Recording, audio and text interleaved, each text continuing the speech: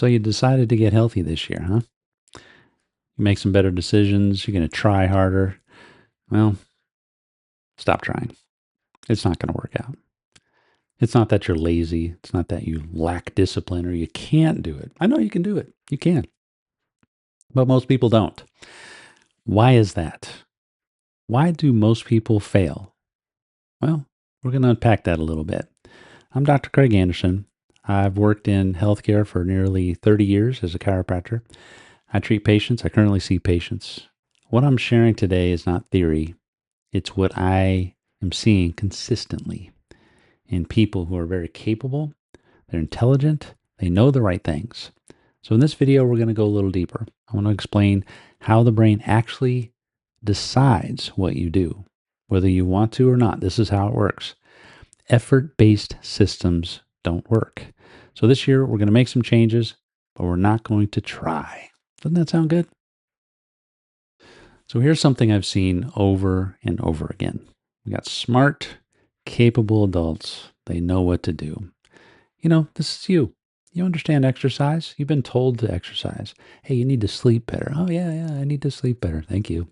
Okay, I'll just go sleep better. All of these pieces of advice, they're good. You know, they work.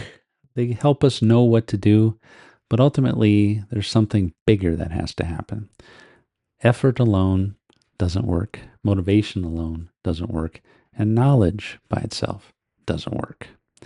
Most health advice assumes that when that effort and motivation is needed, it'll be available to you. Well, that's not the case. Effort does not scale to complexity. So our life is complex. We have family pressures, work pressures. We have sleep disruption. We have constant decisions. Every one of those things pull from the same cognitive reserve. So by the end of the week, health behaviors don't disappear. They just lose priority. It's not because you stopped caring or decided, hey, I don't want to be healthy anymore, let it go. Well, maybe you have, I don't know. But because your brain is conserving energy, decisions don't happen as well. Instead of deciding, you know what, I'm going to go for that walk, you decide, I'm going to sit down and binge watch the 4th season of Friends. That works for me. So to understand why this happens, let's build a simple brain model together. Your brain drives behavior in 2 primary ways. One is upstream and the other is downstream. So upstream processes are deliberate. This is where planning happens. This is where decision making happens. This is where self-control lives, intentional effort.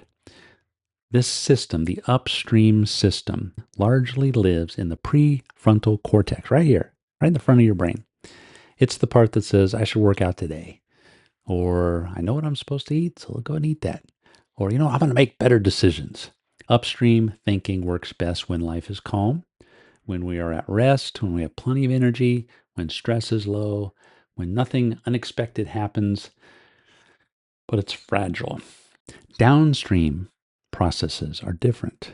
So downstream behavior is automatic. It's efficient. It's fast.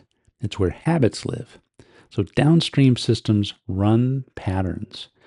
They run the patterns that you've repeated over and over and over without asking permission. Downstream, there is no, hey, should I do this? No, it just happens. It's like brushing your teeth. You probably do it without deciding to brush your teeth. Should I brush my teeth today? Oh, okay. I've done it every day since I was a child. I'll just keep on doing that. You don't do that. You don't ask yourself, should I brush my teeth? And right there, that's the secret, is to know how to move the things upstream to downstream where it's automatic. So now that we know that motivation lives upstream and habits live downstream, let's talk about how the brain shifts during periods of stress. So when stress increases from poor sleep, workload is high, emotional strain happens, or you've just had enough making decisions, the brain reallocates resources. Less energy goes to deliberate control, and more energy goes to automatic behavior. This isn't because you're weak. It's because your nervous system is simply working like it's supposed to work. It's prioritizing efficiency.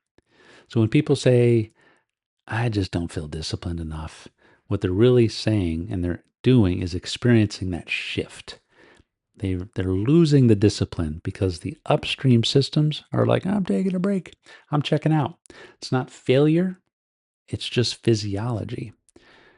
This explains why trying harder eventually stops working. If your health depends on constant upstream effort, stress will always win. Downstream always wins. If you don't move things downstream into your habits, into almost the unconscious habits, then you're not going to ever quite get to that point where you feel like you're healthy and all your systems are running just how you want. So I don't want to be a Debbie Downer here, but this is just the nature of it.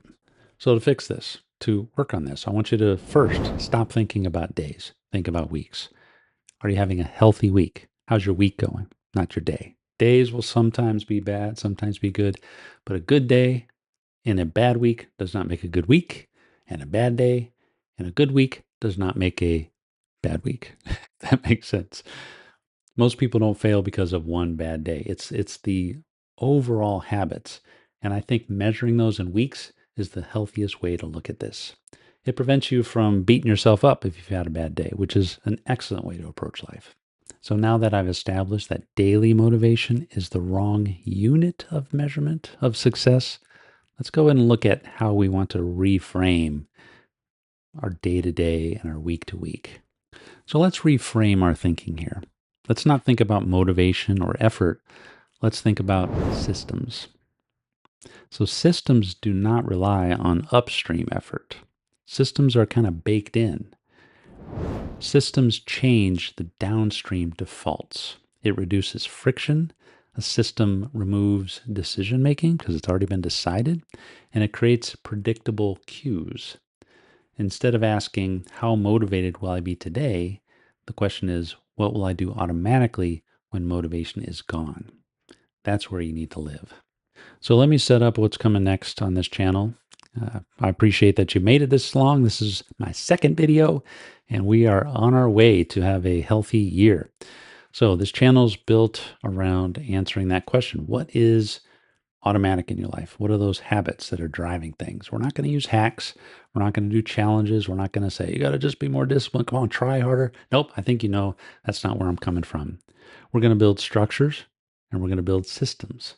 So in the next several videos, I'm going to introduce you to a framework. I'm going to call it the 4-box framework. 4 boxes: clarity, strength, recovery, and purpose. Each of these have to be in your week, every week, to create a stable, strong, healthy week.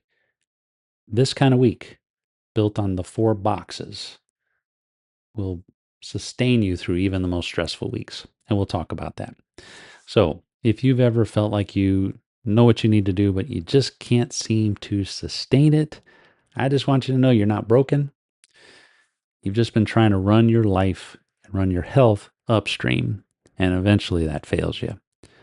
So this world's pushing you downstream, pushing you to reflexive habits, pushing you to the unconscious.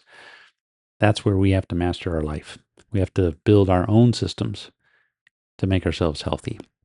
So if you like this idea, just like the video and subscribe, and you'll keep up to date on when I publish new stuff. Thanks for being here. Have an awesome day.